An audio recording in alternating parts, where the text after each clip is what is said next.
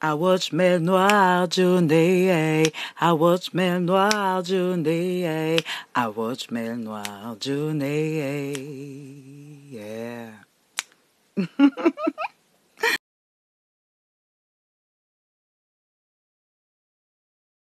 Ça va vraiment renforcer ces liens qui y a entre vous. Et ça va même la motiver de faire plus. Mais quand tu dis oui, mais il va voir ailleurs sûrement parce que les filles dehors, elles prennent soin. Oui, bien oui, ouais, voilà, oui, c'est vrai. Et quand tu dis tu veux être jalouse des femmes de dehors, mais parce que les femmes de dehors, elles se mettent bien. Elles font soin. Regarde des typora ici, elles sont peut-être mamans, mais elles sont toujours là, regardez. Je vois ces TikTok toujours bien sapés, toujours bien coiffés, toujours. Aïe, quand on voit des femmes comme ça, est-ce qu'on peut laisser? On peut pas. Mais si toi tu dis oui, j'ai la peur, j'ai la crainte, et puis quand tu te regardes dans le miroir, là, tu ressembles à rien. Mais c'est toi qui te bats fort pour ton gars. Hein.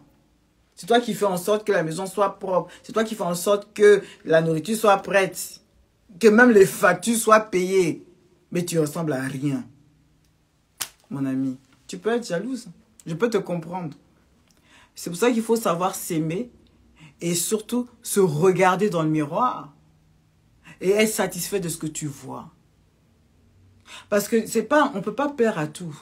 Parce que c'est vrai que si tu prends soin de toi, là, même Rihanna, on la trompe. Même Beyoncé, on la trompe. Mais à la fin, on va faire comment? Il faut toi-même te plaire. Si tu sens que tu ressembles à quelque chose et qu'on ne te donne pas cette valeur-là, c'est à toi de discuter ton marché. Il faut rediscuter ton contrat. Ou bien, c'est quand tu sens que tu fais les efforts requis et que malgré les efforts, on ne te remarque pas dans ta propre maison, ma chérie, une discussion s'impose. Ou alors une décision s'impose. Maintenant, je parle de la jalousie de projection. Tu vois, il y a des gens de gars qui sont là, ou de meufs, elles croient que tu vas les tromper. Elles croient qu'elles vont te tromper. Non, parce qu'on les a tellement trompées, alors elles ont perdu confiance en elles. Ou en eux. Et ça, c'est valable pour les garçons comme pour les femmes. Pourquoi tu mets la peur qu'il va te tromper? Parce que toi, tu sais déjà comment tu trompes les gens. Tu sais, tu connais. Quand tu es avec tes potos, tu sais, tu vas en boîte un peu, tu fais semblant que tu habilles, mais en fait, tu sais déjà que tu te mets en condition de trompage. Et la jeunesse. Pas la jeunesse, hein. C'est tout le monde aujourd'hui. Donc, tu veux la vivance. Tu veux le goût de ça. Tu veux le mougouli de ça. Juste parce que, bon, tu es dans l'ambiance, ça fait et tout. Tu veux voir quelque chose d'autre. Mais tu oublies qu'il y a quelqu'un qui t'attend à la maison. Avec tous les sacrifices du monde. Et comme tu l'as déjà fait une ou deux fois dans le passé, maintenant, quand on inverse les rôles, que tu sais que ta copine, elle va partir en boîte avec ses amis, elle va sortir avec ses amis, tout de suite, tu penses qu'elle va faire la même chose que toi. Alors, sans pour autant avoir des preuves, tu te mets déjà en condition et tu lui donnes déjà des avertissements bizarres qui n'ont ni queue ni tête. Sache que ta copine, c'est pas toi. Avant de projeter que non, elle va te tromper parce qu'on t'a toujours trompé, quand c'est comme ça, c'est des situations. Essaye d'analyser ce que toi tu apportes à ta copine d'abord. Pour éviter de rentrer dans la jalousie inutile, là, regardez d'abord ce que vous apportez. Parce que quand tu te rends compte que tu n'apportes pas grand-chose, ce n'est même plus la faute de la jalousie. C'est de ta faute de toi-même. Parce qu'il faut savoir s'examiner aussi. Pourquoi tu vas penser que l'autre va te tromper si tu donnes tout? Si tu sais que tu as tout donné à 100% zoblazos, sortez les mouchoirs. Les gens qui sont insécures, là, c'est parce qu'ils savent qu'ils n'ont pas donné 100%. Ou parce qu'ils ont déjà vu des red flags. Ils ont déjà vu que elle m'a déjà fait ça dans le passé. Donc, mais dans ce cas-là, vous aimez souffrir. Même si on doit pardonner pour pardonner, mais arrêtez. Il y a une conduite à suivre. Si la conduite, elle ne suit pas, là, ça devient un problème. Pourquoi toujours avoir peur? Vivez dans l'instant présent. D'ailleurs, dans ça, je vais vous rappeler une petite anecdote. Parce qu'on parle de la projection, non? De la jalousie. Je crois que je l'avais lu dans la Bible. Genesis 19, verset, je crois que c'est 26 ou 27. Est-ce que je l'ai marqué quelque part? Est-ce que je l'ai marqué quelque part? Ouais. Chapter 19, verset 26. Et dans celui-là, vous allez vous rendre compte que Lot, hein, la femme de Lot, bon, il faut que je vous raconte la petite histoire pour que vous puissiez comprendre. Sodome et Gomorrhe, vous rappelez de ça? Donc, il y a les deux anges et tout, ils viennent, ils sont venus au nom du Seigneur, ils sont venus pour tout détruire. Donc, c'est la Shmala, ils vont tout brûler, ils vont tout niquer. Excusez-moi, on va rentrer comme ça. Mais, comme il y a le gars de Dieu, quand même, le petit Lot, il dit, bon, comme toi, Dieu, il t'aime beaucoup, t'as vu, va chercher ta famille, hein, prends tous les gens que tu aimes, hein, mais il faut partir, dis-leur de partir, partir loin derrière la montagne là-bas, parce que Sodome et Gomorrhe, là, on va tout détruire, on va mettre le feu dans ça. Alors l'autre, il dit, ouais, bon d'accord, hein, mais il parle à ses enfants, il parle à sa femme, il parle à ses frères, on ne le croit pas, on lui dit, oh, mais vas-y, laisse tomber, nanana. Il dit, non, le jour j'y arrive, j'accélère. Le jour j'y arrive, il prend ses deux filles, il prend sa femme, et ils s'en vont. Les anges leur disent, bien, ne regardez pas derrière, projetez-vous, soyez focalisés sur la montagne là-bas, mais ne regardez jamais en arrière. Il a dit d'accord, il a pris ses deux filles, puis il part, il court. Il y a sa femme et nous les femmes. On ne sait pas quelle mouche l'a piqué. Pourtant, Dieu a dit que non, l'autre là, et c'est les gens qui l'aiment, vont être protégés. Donc, c'est-à-dire que Dieu, il avait déjà un avenir pour tous ces gens parce qu'il les a mis en sécurité, il les a sécures déjà. Tout ce qu'ils avaient à faire, c'est de rester concentrés et se focaliser vers l'avant et non regarder derrière. Même les enfants de Lot, ils ont suivi. Ils n'ont pas regardé derrière. Lot lui-même n'a pas regardé derrière. Mais c'est la femme qui a regardé derrière. Et qu'est-ce qui s'est passé? Mais dès qu'elle a regardé, elle s'est transformée en statuette. On dit en pillar of salt. En statuette. Là, ça bouge pas, ça ne peut plus bouger. Parce qu'on l'a dit de ne pas regarder, mais voilà ce qui arrive. Elle s'est arrêtée. Et moi, ce que j'ai compris dans ce passage-là, ça m'a rappelé les blessés de guerre. On vous dit d'avancer, de regarder le futur. Mais on va toujours se rappeler que, ah, le mal qu'il m'a fait derrière, il m'avait trompé, il m'a fait ci, il m'a fait ça. Ça nous empêche de regarder ce qui est devant nous. Ça nous bloque. Vous avez compris l'amalgame? Je reprends, hein? Lot et sa femme. Pourtant, il aime sa femme. Il a protégé sa femme. Il a dit, viens avec moi, on va avancer. Il ne faut pas regarder derrière. Toi, tu te dis non, parce que quelque chose te titille, tu dois quand même regarder derrière. Et voilà, tu restes bloqué. Ne faisons pas l'amalgame entre les blessés des guerres, c'est-à-dire ceux qui regardent le passé, et ceux qui regardent le passé, mais en tant que leçon de vie. Est-ce que c'est deux mouvements différents? Quand j'utilise l'anecdote de chez Lot, c'est pour expliquer que dans la vie, là, quand on veut aller de l'avant, il y a des sacrifices à faire. On ne doit plus écouter nos peurs, nos craintes, nos déceptions. Oui, il t'a trompé.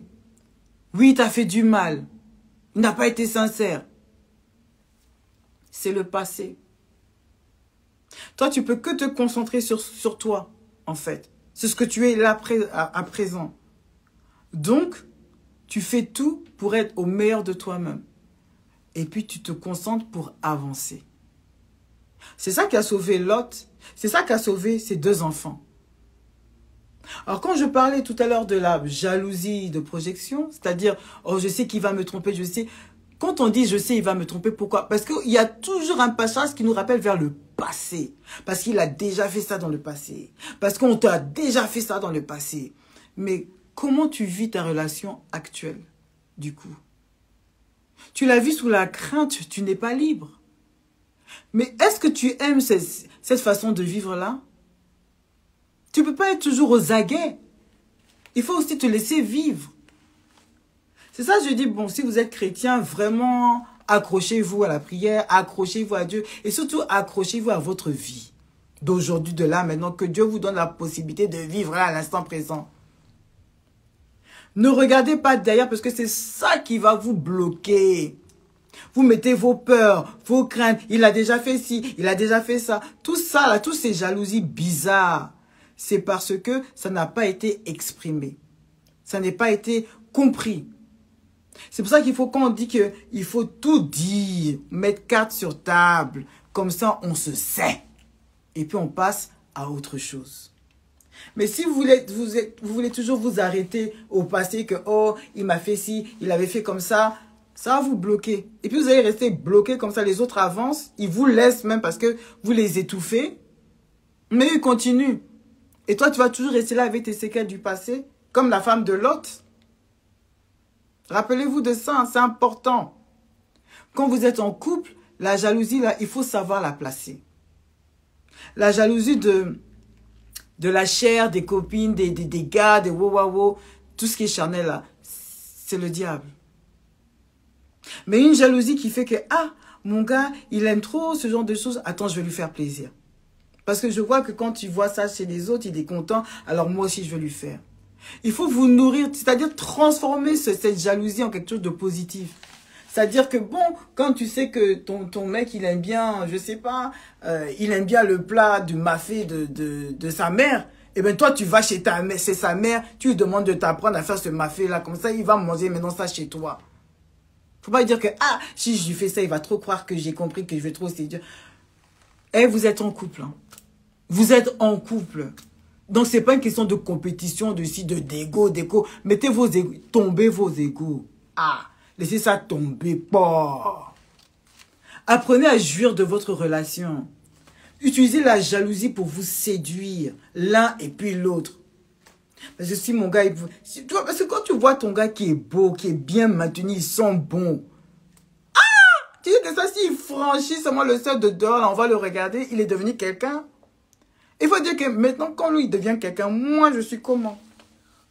Tu es en panne ici, tu sens avec bébé sur toi, quoi. Tu t'es pas lavé. Ta maison bordélique. Cheveux non faits. Mais tu vois, ton gars, il va à la gym, il va au sport et puis il sort. Et après, il va chercher des meufs. Bah oui, il va chercher des meufs. Si toi, à la maison, tu lui donnes pas ce qu'il lui faut. Ah! C'est ça, on vous dit, utilisez la jalousie à bon escient. Faites montrer que, ah, que lui aussi, il faut que vous le séduisez. Parce que d'ailleurs, on peut le séduire. Donc, il faut que lui, quand il rentre aussi, il n'ait pas des mots à dire. Et puis, quand vous voyez vos femmes en train de faire des efforts, vous aussi ouvrez vos bouches. Ouvrez vos bouches et puis dites-lui que, ah, ma chérie, ça me fait plaisir comment tu es là, comment tu es comme ça, tu as mis le petit dessous, une petite chemisette, une petite nuisette satinée. Il faut lui dire, pour comme ça va la motiver à faire plus. Mais si vous êtes là, et puis vous faites comme si de rien n'était, c'est gros cœur, voilà ça, oh, il y a du couple, hein, ça fait pitié. Ça fait pitié. Profitez là de cet instant pour vous dire vraiment les vérités dans ce mail noir-là. Il faut lui dire à ta femme comment tu aimerais qu'elle soit dans la maison. On n'a pas besoin de dire, il faut lui dire que ça vient de ta bouche. Dis ça à ta femme. Il faut que tu sois comme ça, comme ça, comme ça. Comme ça, elle aussi, elle va faire. Mais c'est pas parce qu'elle va faire et toi, tu ne fais rien. Parce qu'elle aussi, elle va te dire ce que toi aussi, il faut que tu fasses. Et il faut écouter. Parce que c'est dans les deux sens. La jalousie, là. C'est dans les deux sens. Pour contrôler tout ça, là. Maintenant, quand il y a l'absence de jalousie, ça dit quoi? Peut-être ça garde dans son cœur, ça ne veut pas trop dire parce qu'on a peur de si je lui montre ça, elle va trop croire que je le kiffe, alors je ne lui montre pas que je suis inquiète pour elle. Vous avez quel âge? Franchement, vous avez quel âge pour penser comme ça? Il serait temps qu'on arrête un peu de se blaguer. Il serait temps qu'on se mette à nu dans nos sentiments. Qu'on dit à la personne, on t'aime, je t'aime, mais je préfère que tu fasses comme ça, comme ça, comme ça. Mais ne gardez pas ça pour vous parce que vous n'êtes pas en compétition. Vous êtes un couple. Que Dieu vous unisse. Même si vous n'êtes pas marié, il y a de l'amour entre vous, au moins. Nourrissez cet amour. Séduisez-vous. Mettez la jalousie, au lieu de dire que non, il va faire ça dehors. Fais-lui ça à la maison. Ah, parce que c'est qu'il ne mange pas à la maison, il va manger dehors. C'est comme ça. Ça là, c'est bien, hein, ce genre de jalousie. Maintenant, on va quand même parler de ça. Ben, on arrive à ce point-là, à la jalousie financière. Si tu es encore là, écoute bien. Quand je parle de jalousie financière, je vais traiter un point qui est très important parce que même moi, hein, je le vois. Pourquoi je parle de jalousie financière? C'est que aujourd'hui, chez les femmes, on voit beaucoup de changements. Elles travaillent, elles sont émancipées, elles ont maison, elles ont voiture, elles ont bonne position professionnelle. Et puis, garçon n'a pas grand-chose à proposer. Et ça revient même dans l'autre mémoire que j'avais fait, hein, où j'avais dit que les femmes, quand il y a un manque de confiance en soi, là, hein, dans le couple, voilà ça. Voilà ça. Et quand vous dites que dans les mamans solo ou juste les femmes d'aujourd'hui, elles croient qu'elles elles font tout, elles sont émancipées, donc elles ont des grandes positions, donc elles parlent mal. Elles ne considèrent pas l'homme. Leurs standards sont trop élevés. Voilà pourquoi elles sont seules. Jalousie financière.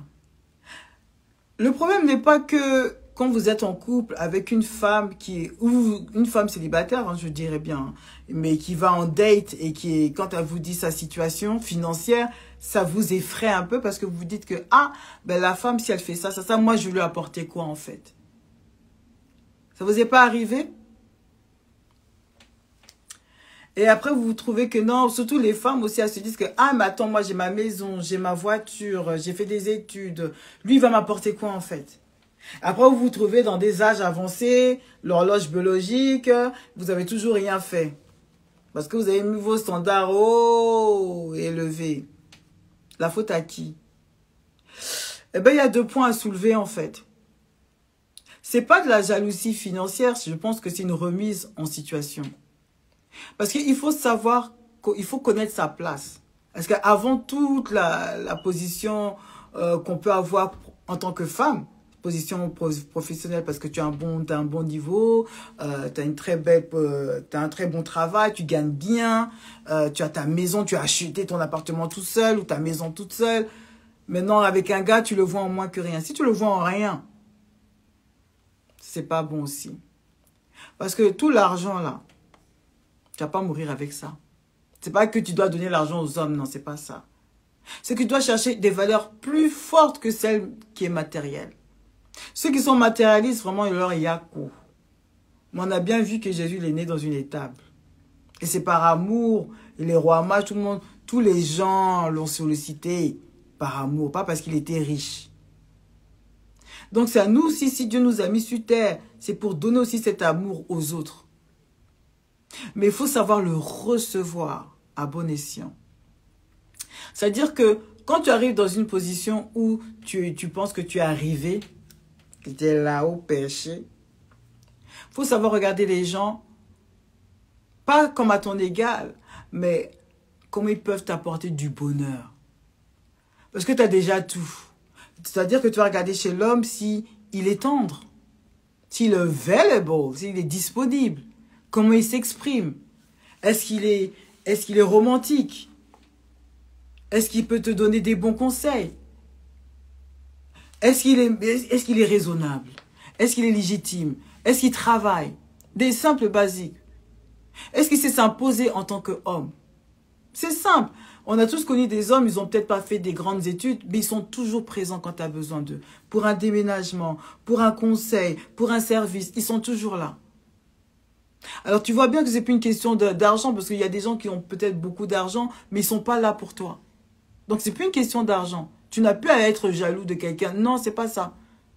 C'est comment la personne, elle est humble avec toi. Elle t'apprécie à ta juste valeur. Donc oui, arrêtez de me dire que oui, les femmes, quand elles sont comme... Non, Parce que ça c'est de l'insécurité aussi. Voilà pourquoi elle s'assure de gagner tout, de gagner bien, parce qu'elle ne veut pas souffrir en fait. Mais est-ce qu'elle arrive à être vulnérable à côté d'un homme?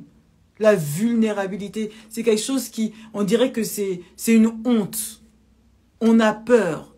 Parce qu'une fois qu'on lui montre un peu qu'on a besoin de l'autre, allez, c'est fini. Eh bien, sache une chose, que si tu sens que tu as montré ton côté vulnérable et que la personne t'a négligé, non, ne te dis pas que tu t'es fait avoir. C'est tout simplement que c'était pas la bonne personne. Un point, un trait. Il y en aura d'autres. Next. Parce que c'est pas en te figeant sur ta situation financière que tu pourras te protéger en fait. Non. Il y a des hommes qui profitent. Je te donne un exemple. Moi, j'aime pas parler des autres parce que ça fait trop, I don't know. Mais Mail Noire, c'est une plateforme où je share l'expérience. Et là, je vous share le mien. J'ai toujours été une femme émancipée. Dans le sens, je travaille, j'ai mon argent, j'ai ma maison, name it. OK? Et parce que je pense que j'ai compris après beaucoup de thérapie, j'ai compris que le fait que j'étais très sûre de moi, ben ça a apporté en fait une grande lumière. Les gens aiment mon énergie. Les hommes aiment mon énergie. Ils aiment, oh ma femme, elle est belle, elle s'est préparée, elle est intelligente, elle a été diplômée, elle s'occupe de ses enfants. Non, j'aime les femmes comme ça, j'aime. Et puis je les attire, comme il faut voir, on est des aimants. Et après tu te retrouves avec eux et au final, c'est toi qui donnes cette énergie. Tu leur donnes, comme tu sais organiser, tu sais motiver, tu sais voir le potentiel, tu leur donnes. Et tellement tu donnes, et au final, tu te rends compte que tu donnes tout, mais toi, tu n'as toujours rien en fait. C'est ce qu'on dit, les femmes qui sont fortes, eh ben, elles vont attirer des narcissiques. Oui, des narcissiques super jaloux. C'est-à-dire que ce qu'ils ont aimé chez toi, c'était ta force. Quand ils veulent épuiser ta force et ils voient que, ah, mais cette force-là, je n'arrive pas à l'avoir, j'arrive pas à faire plus que elle, et je vois qu'elle s'en fout de moi, il faut que je lui montre que je suis important. Alors je vais la descendre. Alors on veut te rabaisser. On m'a dit que non, mais tu te la racontes trop, tu as la bouche, tu as ci, tu as ça. Que des choses futiles. Dieu merci, j'ai une très forte confiance en moi, donc ça ne dure pas longtemps. Mais je prends mon expérience pour vous dire une chose, c'est que souvent, on va essayer de vous rabaisser. Parce qu'on ne peut pas vous rabaisser intellectuellement parlant ou dans votre position, dans votre entreprise ou dans ce que vous avez fait parce que vous l'avez déjà fait. Tu vois? Et ça ne changera pas. Tu auras toujours ton travail.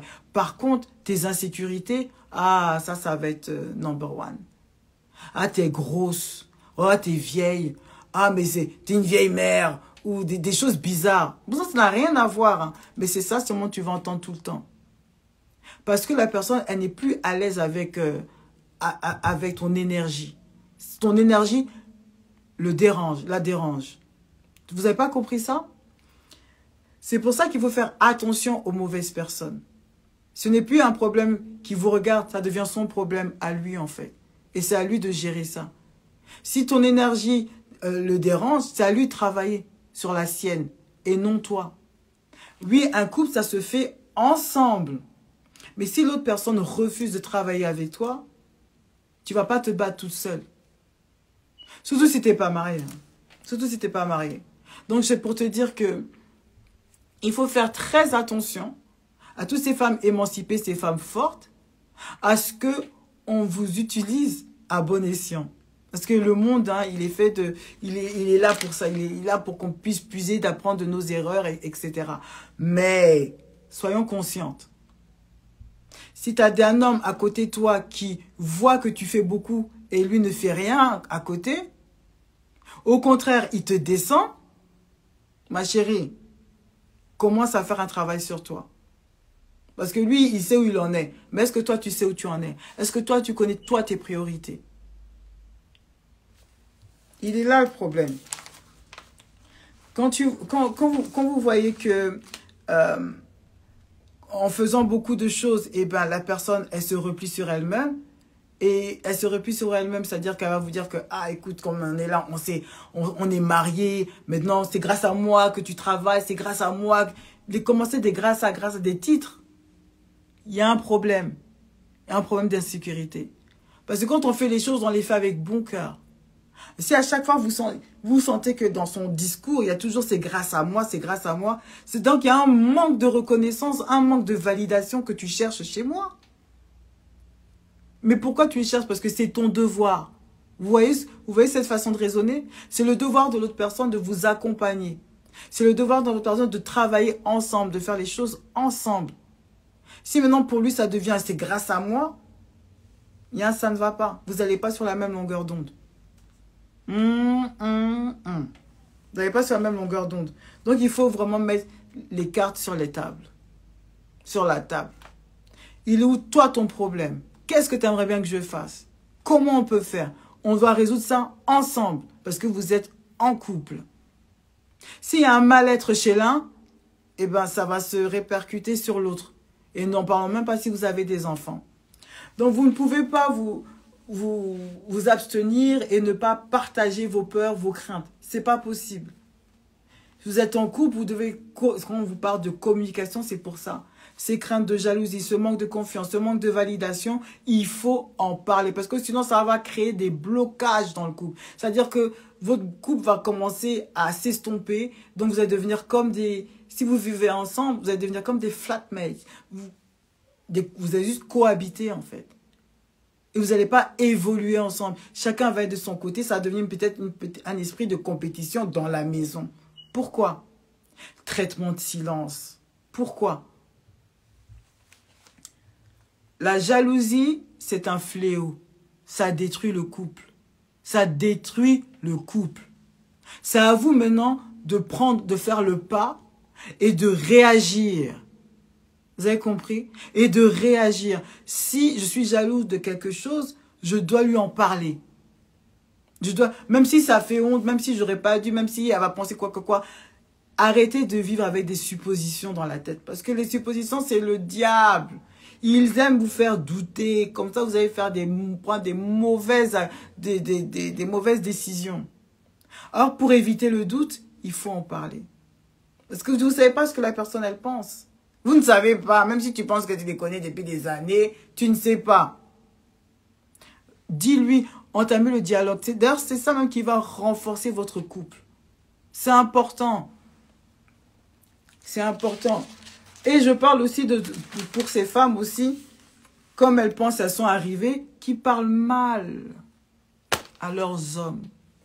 Ah, des fois je suis là, j'ai pitié. Pourquoi tu vas mal lui parler? Pourquoi tu veux le rabaisser?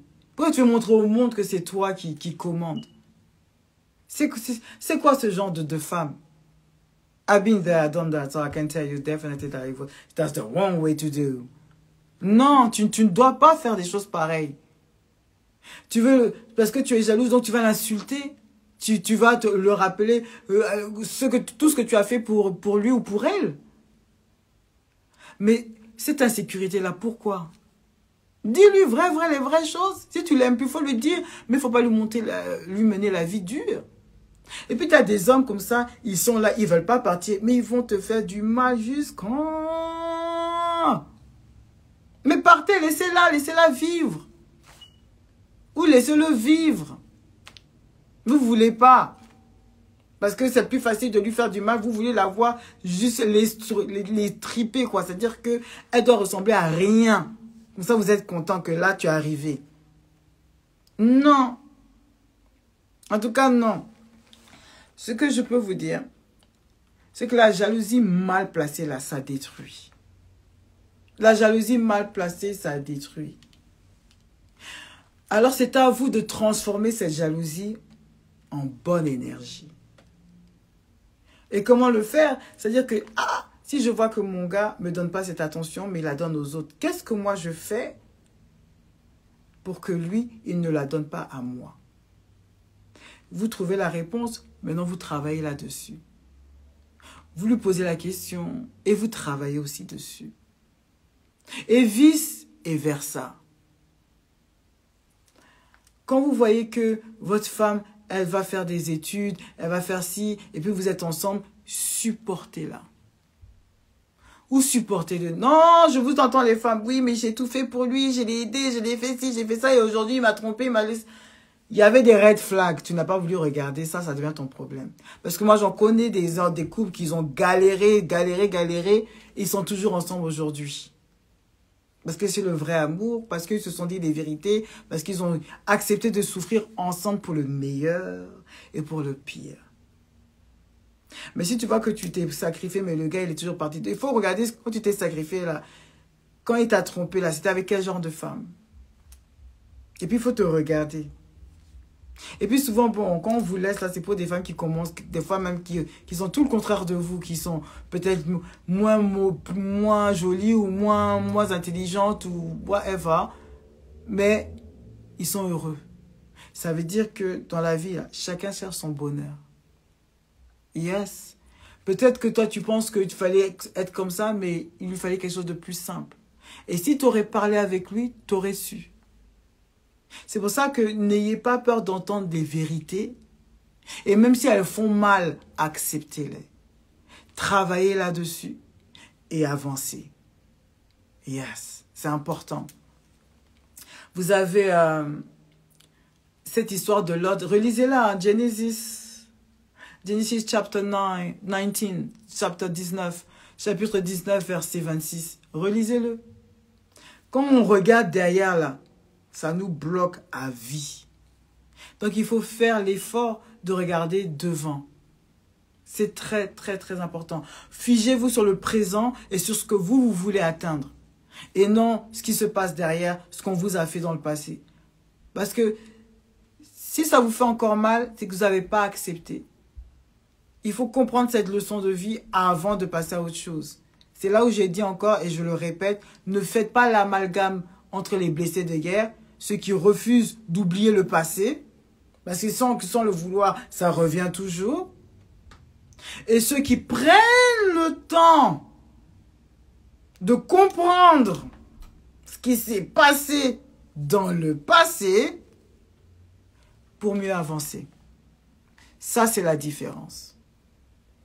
Ne restez pas figé sur ce qui vous fait mal, mais restez concentré sur ce qui vous fait du bien. Et ce qui va vous faire plaisir. C'est deux façons, deux mécanismes dans la tête à mettre en marche. Voilà.